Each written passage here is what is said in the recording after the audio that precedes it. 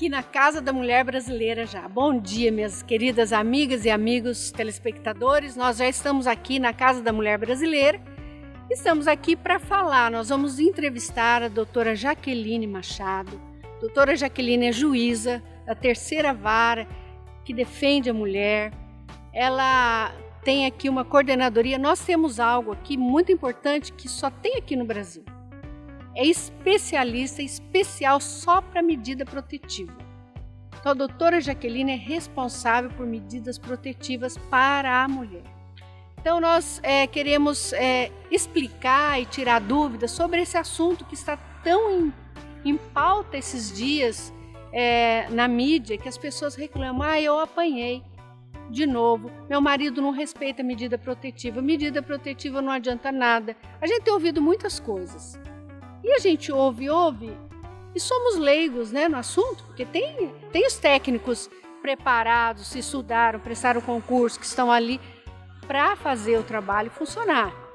Então nós marcamos aqui com a doutora Jaqueline, que muito prontamente se dispôs a falar conosco, para dar essas orientações, para tirar todas as dúvidas que nós temos e que você, minha querida telespectadora, meu amigo telespectador, tem sobre isso. Medida protetiva e defesa em favor da mulher, né? Então, muitas explicações. E mostrando também mais um pouquinho da Casa da Mulher Brasileira, o que tem aqui à disposição das mulheres para vir aqui quando precisa. Infelizmente, né, tem que haver esses lugares. E aqui nós temos o privilégio de ter sido a primeira no Brasil. E temos algumas coisas aqui que só tem no Brasil, só tem aqui, também em Campo Grande, né? Isso é muito bom. Nós temos aqui, quando você chega na Casa da Mulher Brasileira, você entra, você tem assistente social, você faz um cadastro, assistente social já fala com você. Nós temos a DEAN, que é a Delegacia de Apoio à Mulher. Nós temos o Ministério Público para a Mulher e temos também o Judiciário, que no caso a doutora Jaqueline. Então tem tudo aqui que precisa, já tudo num lugar só. E tem outra coisa, a única no Brasil que funciona 24 horas é aqui em Campo Grande. Então, 24 horas funcionando a Casa da Mulher Brasileira. É isso, nós vamos conversar agora, já na sala da doutora Jaqueline, vamos dar todas as explicações, tá bom? É isso aí. Eu quero você sentadinha aí, prestando atenção no programa, porque o Tirando Dúvidas já está no ar.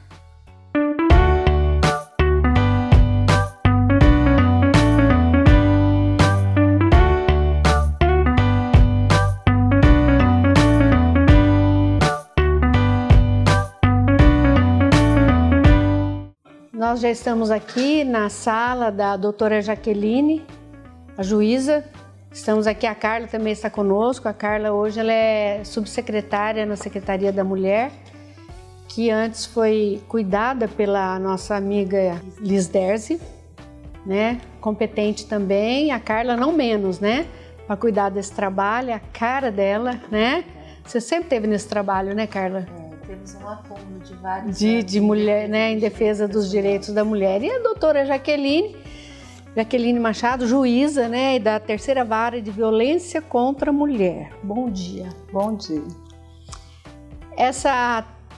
Aqui fala terceira vara da violência contra a mulher. Existe uma coordenadoria. É a primeira no Brasil?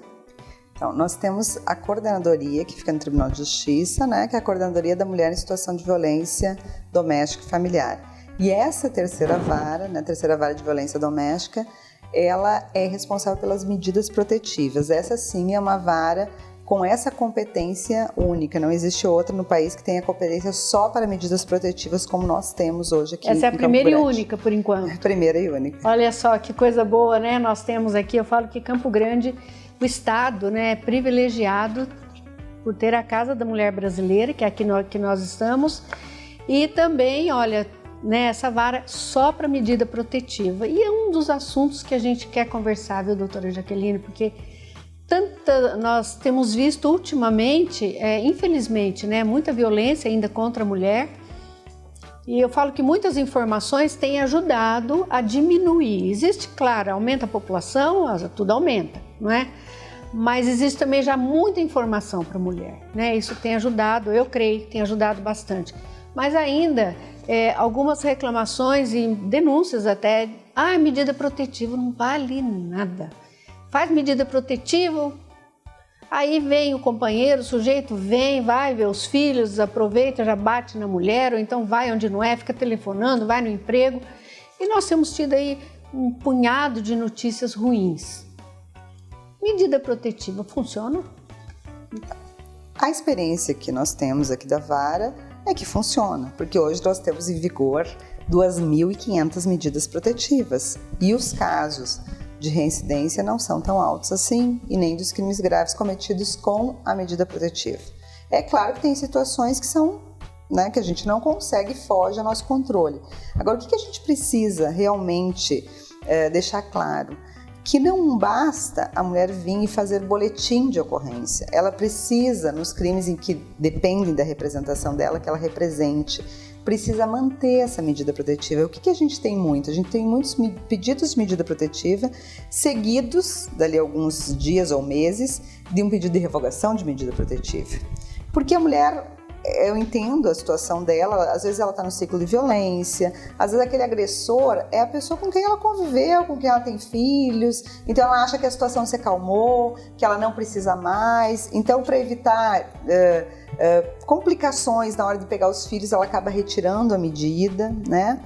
E aí é óbvio que isso foge ao nosso controle, a gente não consegue mais. Quando ela vem, pede a revogação da medida. Outros casos, ela sequer pede a revogação da medida, mas ela deixa esse agressor se aproximar, né? Quando está tudo bem, digamos assim. Só que ele chega alegrinho, bonzinho, falar, ele tá calmo hoje, deixa tá entrar. Calmo hoje, deixa ele chegar. Aí no outro dia ele não chega mais tão bonzinho.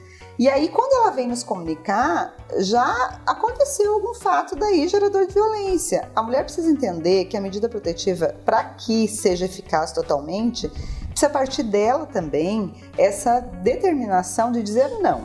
A medida é de determinação judicial, ele não pode se aproximar, ele não pode telefonar, ele não pode mandar mensagem, ele tem que manter a distância determinada pela justiça. Então eu vou ficar longe. E vou realmente comunicar no primeiro descumprimento para ele entender que isso é sério. Porque não pode haver uma mensagem dupla para esse agressor, né? A justiça determinando que não e de repente ele indo. E a gente tem inúmeros agressores presos por descumprimento de medida protetiva, né? Hoje nós temos mais de 30 presos provisórios. Nós temos 73 até semana passada, acho que já tem mais alguns, 76, 77 réus monitorados com tornozeleira eletrônica porque alguns não cumpriram adequadamente a medida protetiva. Então tem formas de a gente agravar, mas a gente precisa dessa participação dessa mulher, essa mulher precisa insistir, ela precisa vir e dizer, olha, ele não está cumprindo, né?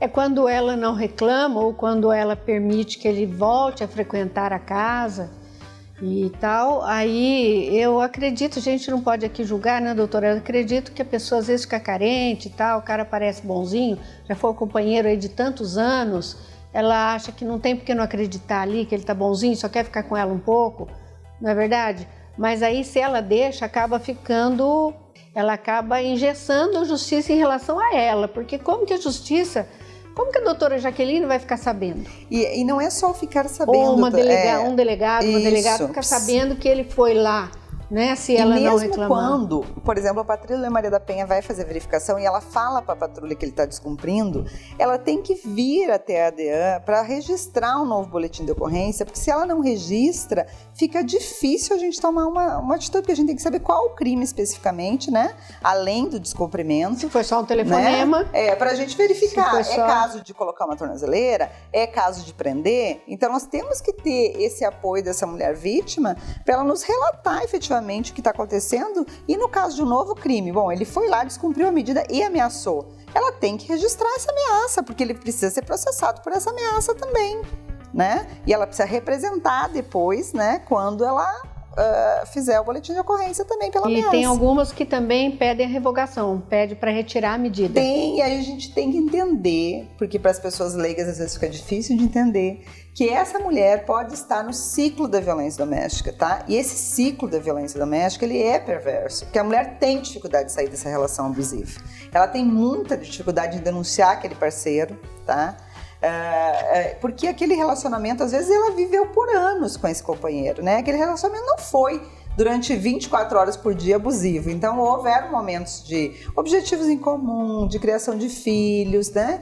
Em que ela, e aí isso gera, às vezes ela ainda gosta muito do parceiro, então ela tem as suas dificuldades e a gente precisa entender que uma mulher que continua numa relação abusiva, tá? Ela pode continuar nessa relação por vários motivos. Pode ser por medo, pode ser por dependência emocional, pode ser por dependência econômica. Mas o único motivo que não existe e que as pessoas costumam usar é que ela gosta de apanhar. Porque ninguém gosta de apanhar. Ninguém gosta de sofrer, né? Então, a gente precisa entender esse ciclo da violência para entender por que essa mulher não consegue. E quando a gente encontra uma mulher assim, a gente tem que apoiá-la, né? E tentar ver se ela consegue se fortalecer para realmente sair dessa situação. É aí que precisa de uma ajuda, né? Com certeza. E muitas vezes a pessoa não busca. Se busca aqui para encaminhar para uma psicóloga, uma assistente social, porque aqui precisa dentro dar da uma casa da assistência. mulher, essa mulher chega, ela passa pela recepção, imediatamente ela é encaminhada pelo setor psicossocial e esse setor faz o encaminhamento para o Centro de Atendimento à Mulher, tá? O Centro de Atendimento à Mulher tem o atendimento psicológico lá, ela tem acesso a isso se ela quiser.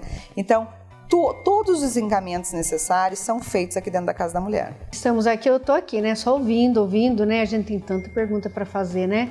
Mas o bloco está terminando e nós temos também perguntas de pessoas e eu vou fazer uma. Quando a mulher vem e pede para revogar, fica por conta e risco dela? Depois a senhora responde. Só depois dos nossos comerciais, daqui a pouquinho, é só um minutinho, não sai daí não.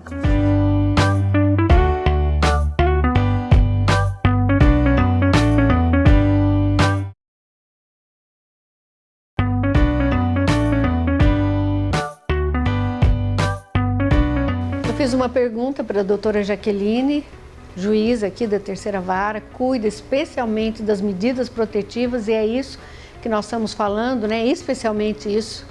E eu perguntei se a mulher pedir para revogar, retira e sofre agressão, tudo isso fica por conta e risco da mulher? Então, na verdade, quando ela faz o pedido ou perante a Defensoria ou perante o Ministério Público para retirada dessa medida protetiva, a gente não pode se sobrepor à autonomia da mulher e negar esse pedido, exceto quando a gente consegue identificar que há uma coação, que há uma pressão familiar em cima dela. Aí a gente determina que se faça uma avaliação psicológica para ver se ela realmente está com uma vontade livre nesse sentido e um estudo social. Muitas vezes a gente não concede a retirada da medida, só que aí a medida fica fragilizada, dela, né? Porque não tem mais a permissão dela, desse desejo dela de manter a distância. Então, a medida funciona quando efetivamente essa mulher também se coloca como a grande fiscalizadora do Poder Judiciário, não sei se dizer, olha, ele não está cumprindo. Podemos colocar assim, 70% a justiça, né? Porque a justiça está ajudando.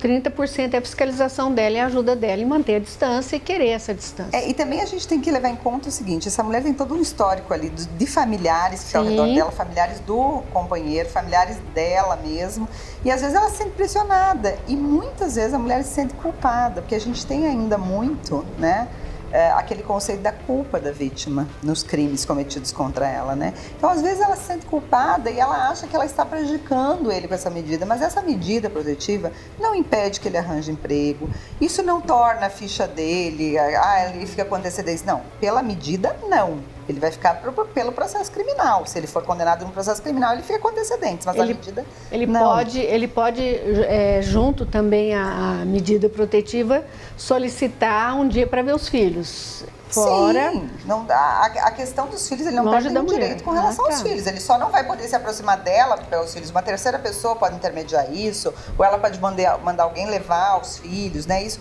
Agora, o importante é entender isso, é que ela tem que saber que a medida protetiva ela só vai proteger efetivamente ela se ela também tiver a atitude de representar, de prosseguir com o processo, de registrar novos boletins quando houver, né, um outro delito, e que quando aconteça, né, venha acontecer a prisão dele pelo descumprimento da medida, ela se livre dessa culpa, porque na verdade ele só foi preso porque ele descumpriu uma ordem judicial que era para ele, né? Então, sim.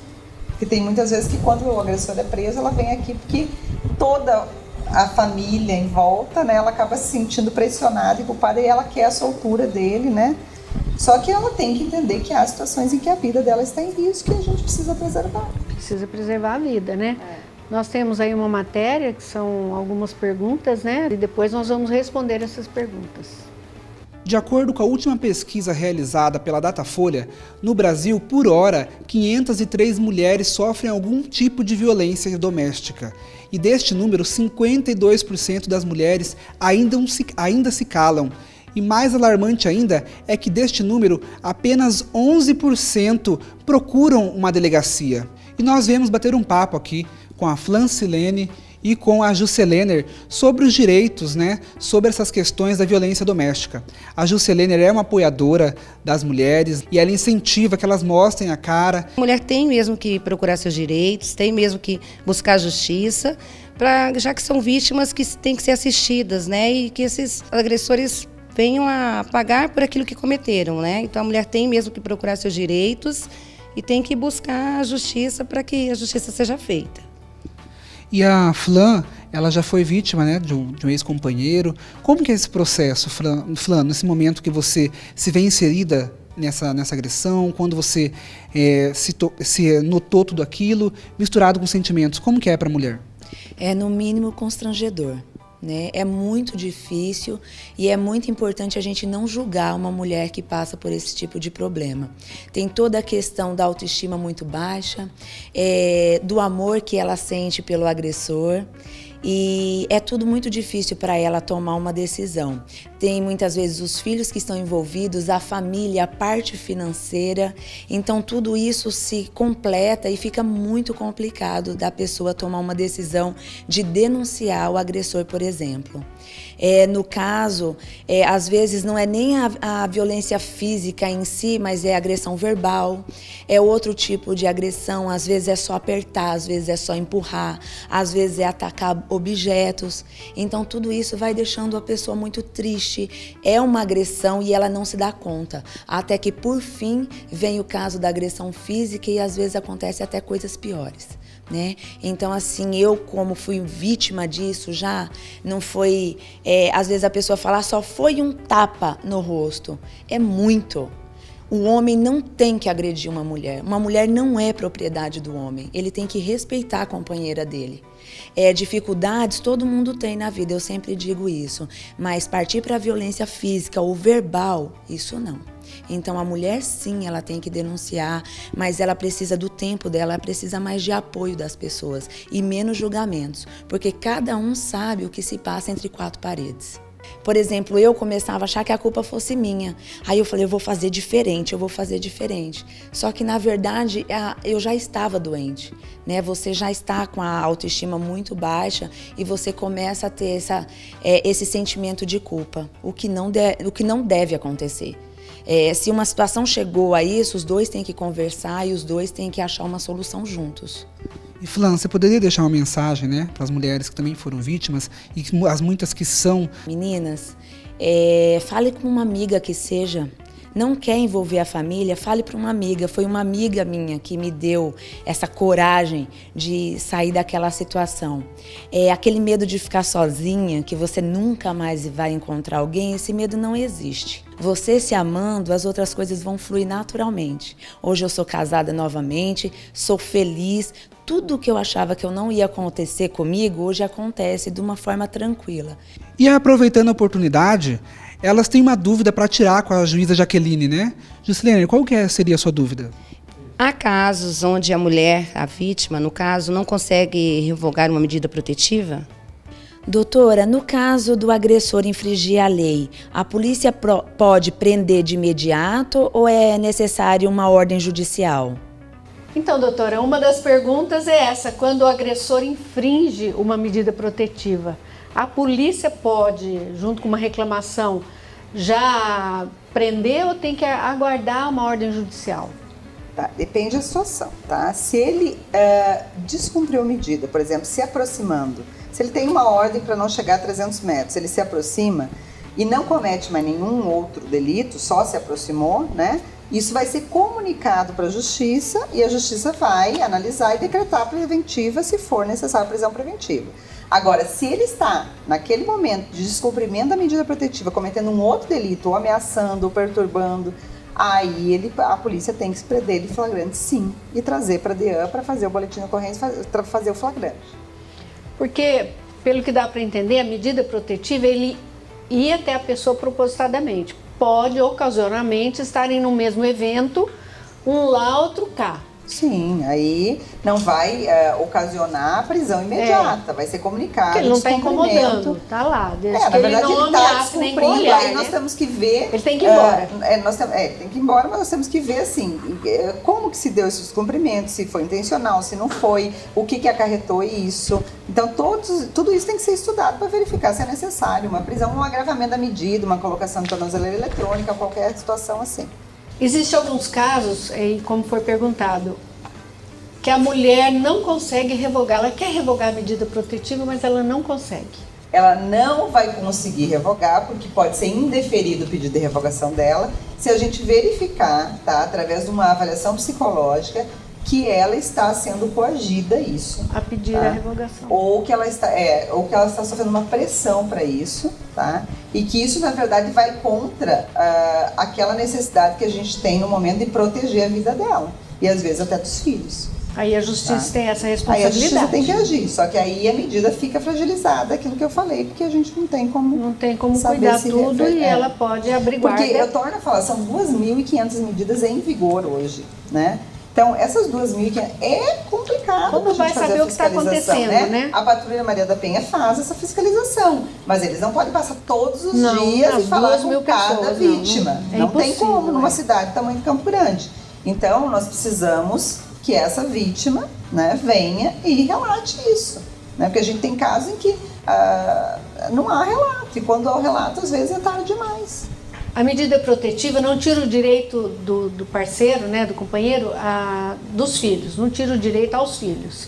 Não. Mas e se a agressão for também com os filhos? Sim, aí é outra situação, né? Porque daí, se a agressão foi contra os menores, os filhos, que às vezes ele vai na mãe dos filhos ele vai responder um processo na vara adequada, própria, que é de crimes contra crianças e adolescentes.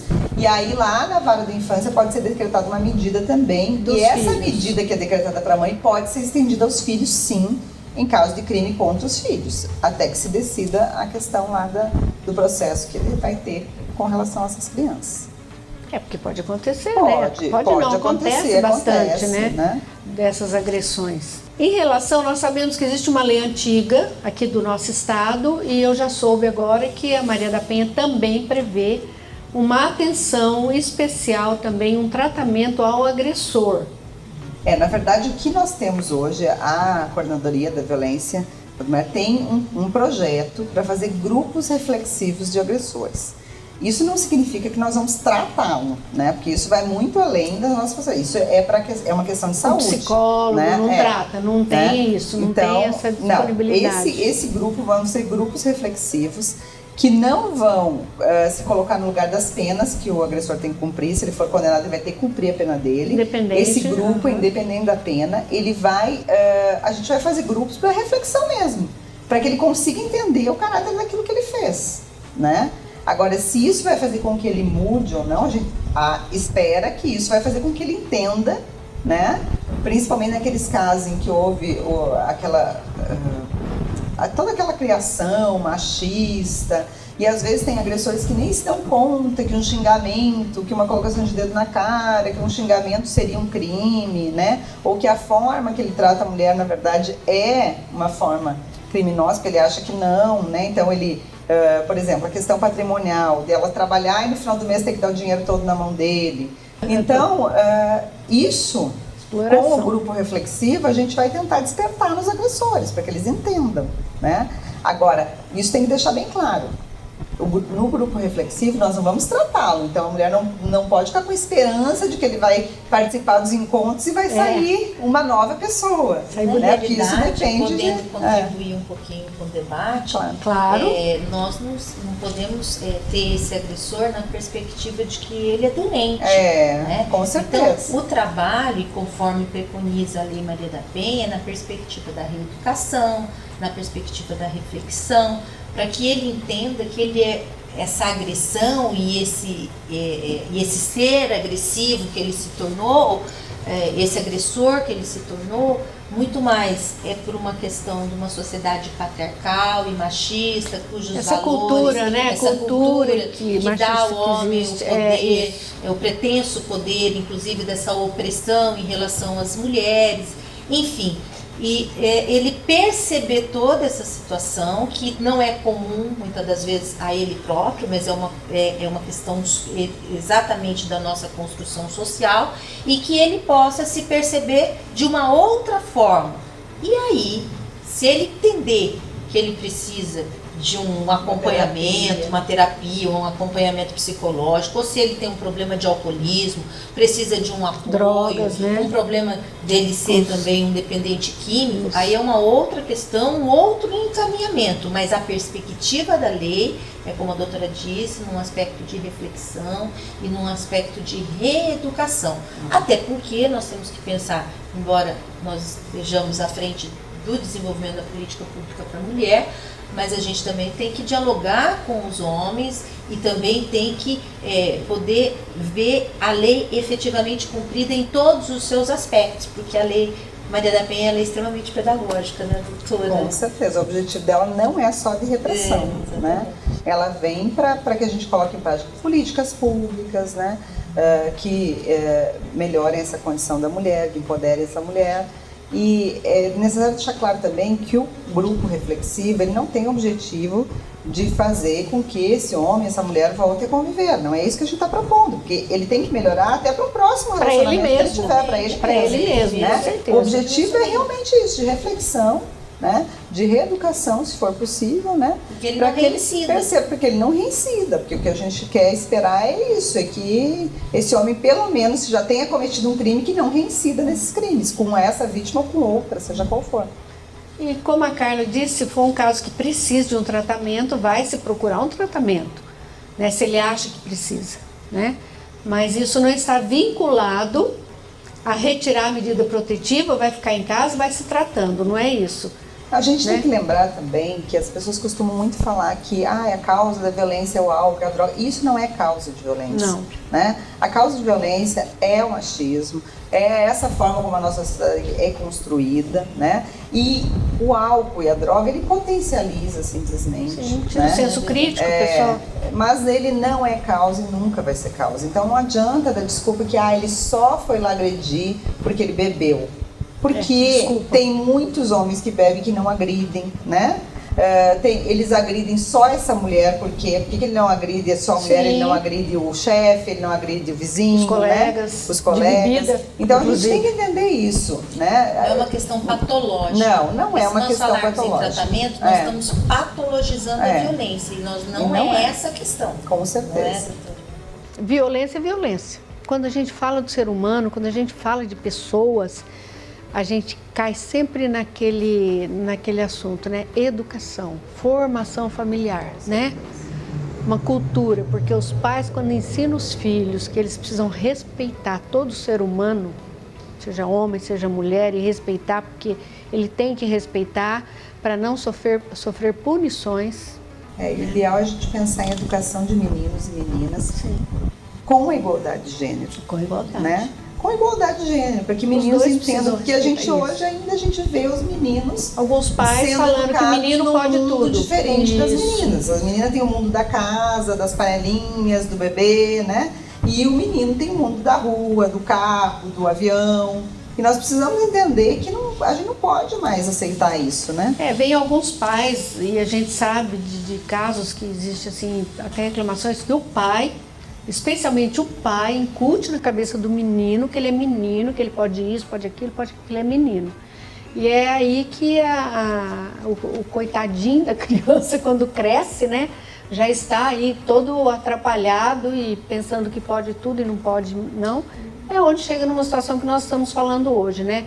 Casados, com filhos, medida protetiva, não pode chegar perto, e senão vai ser preso. E aí não respeita nenhuma regra social, né? Não só essa, né? Não respeita. Então a gente precisa entender que existe, nós vivemos numa sociedade onde a gente tem uma Constituição, e mesmo se não tivesse, né, toda a Declaração de Direitos Humanos diz isso, nós precisamos nos respeitar, sim, né, pelo fato de sermos seres humanos. Né? Com certeza.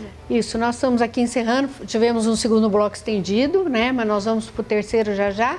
Vamos deixar a doutora Jaqueline trabalhar, porque ela sentou aqui e se dispôs a nos dar essa orientação, sabendo que precisa essa orientação, nossa população precisa, carece de entender algumas coisas, que existem essas dúvidas e por causa de muitas reclamações, noticiários falando, medida protetiva não vale nada e tal. Vamos conversar com quem faz a medida e com quem, né, pode dar essa explicação. Muito obrigada, doutora Jaqueline. Olha, você ficou esse tempo aqui, a mesa está cheia lá, está com visita aqui na casa, né? Tem uma visita de fora aqui, né? Uma pessoa que veio de outro estado também. E ela ficou aqui para nós. Olha só, muito obrigada de coração, viu? Pela sua boa vontade, pela sua disponibilidade de falar e falar numa linguagem que eu acho que todo o nosso povo entendeu, né? Vamos para o terceiro bloco. Já, é rapidinho, é só o tempo de uma água, tá bom?